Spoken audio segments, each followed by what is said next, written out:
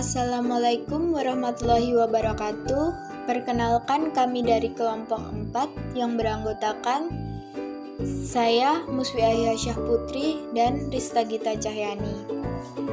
Kami akan mempresentasikan hasil kerja kelompok kami, yaitu dasar, asas, tujuan, dan fungsi pendidikan. Dasar pendidikan. Dasar pendidikan adalah landasan berpijak dan arah bagi pendidikan sebagai wahana pengembangan manusia dan masyarakat. Walaupun pendidikan itu universal, namun bagi suatu masyarakat, pendidikan akan diselenggarakan berdasarkan filsafat dan/atau pandangan hidup, serta berlangsung dalam latar belakang sosial budaya pada masyarakat tersebut. Dasar pendidikan suatu negara tidak dapat dilepaskan dari filsafat atau pandangan hidup bangsa tersebut. Macam-macam dasar pendidikan. 1. Landasan filosofis, terdiri dari idealisme dan realisme. 2. Landasan psikologis. 3. Landasan sosiologis dan antropologis. 4. Landasan historis. 5. Landasan yuridis. Asas pendidikan.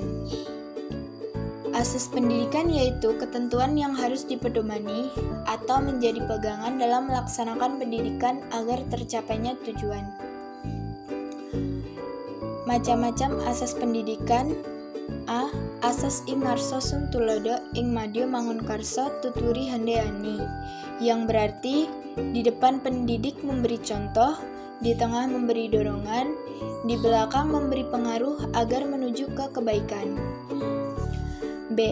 Asas pendidikan sepanjang hayat, yang berarti pendidikan itu dimulai dan lahir sampai mati. C. Asas semesta, menyeluruh dan terpadu.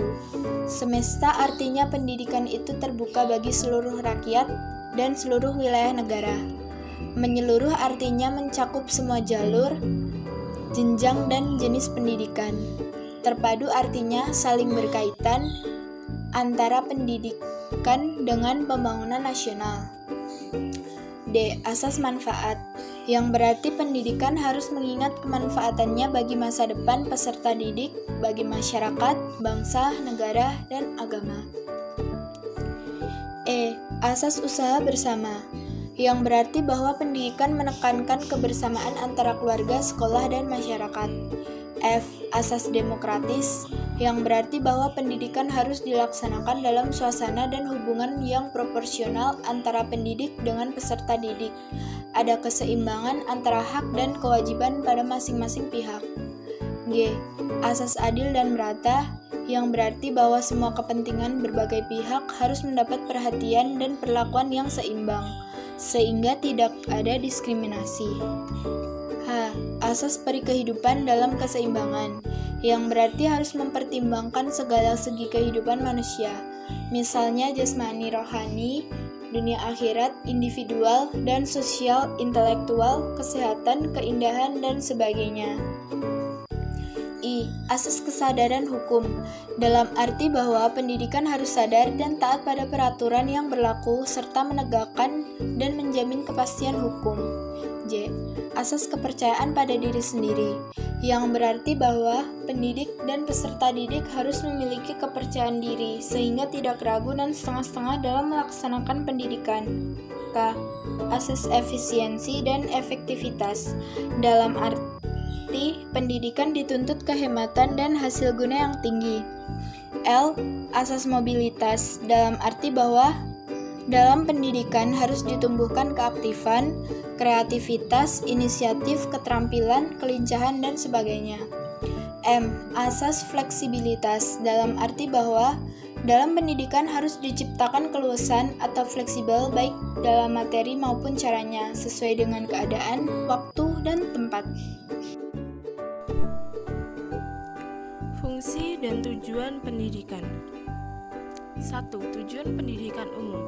Tujuan pendidikan secara umum adalah untuk mencapai kedewasaan jasmani dan rohani anak didik. Pertumbuhan jasmani yang dimaksud dalam tujuan pendidikan adalah apabila batas pertumbuhan fisik maksimal bisa dicapai oleh seorang anak. Sementara kedewasaan rohani dalam tujuan pendidikan berarti kemampuan seorang anak untuk menolong dirinya sendiri ketika mengalami permasalahan dan mampu bertanggung jawab atas semua perbuatannya. Yang kedua, tujuan pendidikan khusus. Tujuan pendidikan secara khusus adalah tujuan pendidikan yang hendak dicapai secara khusus berdasarkan usia, jenis kelamin, sifat, bakat, intelijensi, lingkungan sosial budaya, dan lain sebagainya. Yang ketiga, tujuan pendidikan tidak lengkap.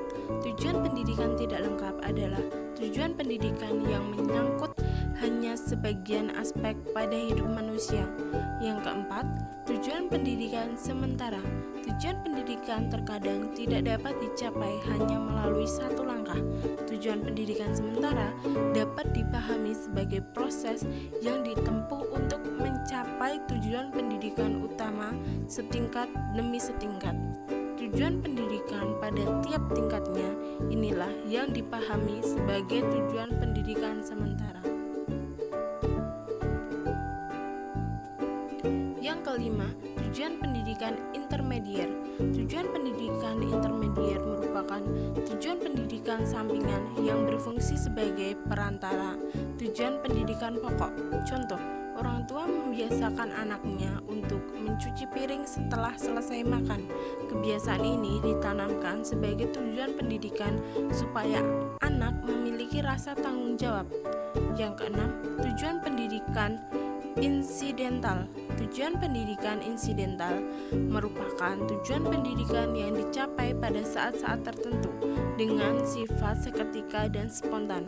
Contoh, orang tua menegur anaknya agar tidak melukai binatang ketika si anak hendak mengambil batu untuk melempar anjing di depannya.